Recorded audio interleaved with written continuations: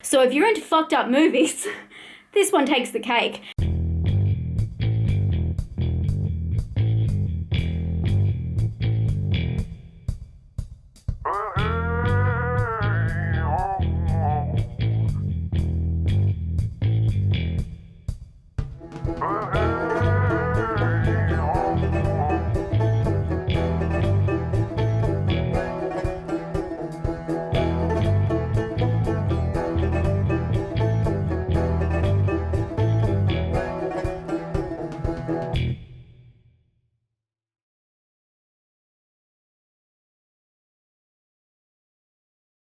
Hi guys, I just finished watching Singapore Sling.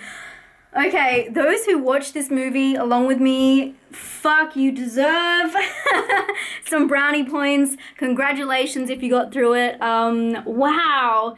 I'm gonna be real with you guys. I try and watch films as much as I can in like one whole part, but I split this one up, and it was because I watched half in the morning and then I actually went and saw A Simple Favor today, which was so different to what I thought it was gonna be like. Very much more of a comedy mystery than a sinister Gone Girl or Girl on the Train kind of movie.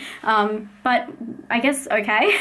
But I'm still trying to digest that, and I'm also trying to digest this. I came home and I finished Singapore Sling from 1990, and holy fuck guys, this is a Greek film, and there's dual languages spoken within the film, so you'll need subtitles. It's Greek, and it's obviously Greek and English. I'm gonna go ahead and read you the blurb that I read afterwards. I think that this is put really well, so I'm just gonna say it like this, and then I'll say it in my own words as well. So Singapore Sling, which is also called The Man Who Loved a Corpse, is a 1990 Greek black and white dramatic experimental independent underground art film. It also goes on to say that it's considered by the director Nikos Nikolaides. Hope I said that right. Ladius. It is regarded as his like epic. It's meant to be his masterpiece, and it's a bizarre film that's neon noir or film noir, and it's a black comedy. Thriller.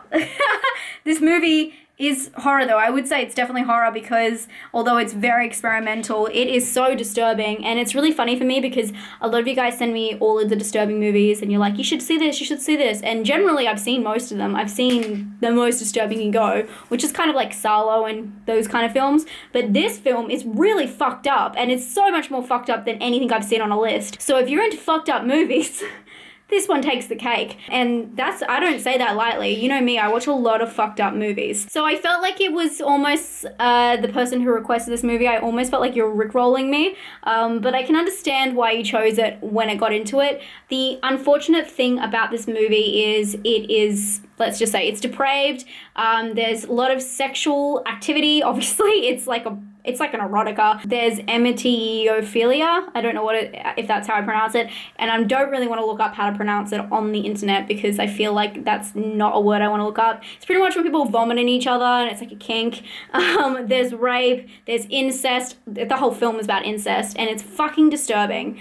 So that's why I felt like I was maybe being rickrolled in a way, but I can understand taking a step back and looking at the film for what it was, why you recommended it to me. So if all that stuff was stripped away and it was more insinuated instead of actually just put onto every single scene in the film, I think that this would actually be a cool story. It is about a mother and daughter who are mentally ill, they're depraved, and they live in this like castle kind of house, and they just tear people apart. It's fucking sick, and they just do all these sexual acts and get off on everything all of the time, and they have sex with each other, and it's pretty fucked up. This is totally demonetized. Anyway, they come across this guy who is looking for his past lover, who turns out that they had killed. So I get like that storyline sounds quite cool, but the way they put it all together, it's very strange. It's almost like spoken poetry, which I actually really liked in some parts. They were speaking directly to the camera and kind of recounting events. I thought that was really cool. This is the kind of film that they really need to redo because it's kind of a classic cult film. I feel like I've been saying that so much for every film lately. I feel like at the core of it is like a really interesting story, and the way it's put together is really interesting. But I just wish that they took some of the depraved shit out, because it's not that it's just disturbing, it's just that I want to watch a movie about the storyline and not like someone masturbating for an hour and 47 minutes. And that's what I felt like I watched. And I felt like if some of the stuff was insinuated, it would be more scary and more disturbing.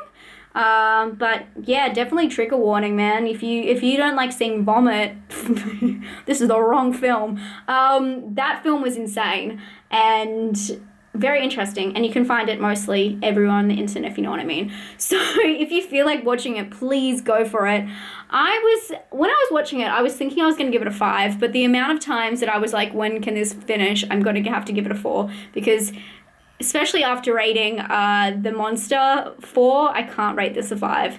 But I would really like to see this movie redone, because I really am interested with the core essence of the way it's put together and the core storyline. And I just wish they just took it down a couple of notch, didn't make it so like shocking, and like just shorten the fuck out of it. But have you guys seen Singapore Sling? What the fuck?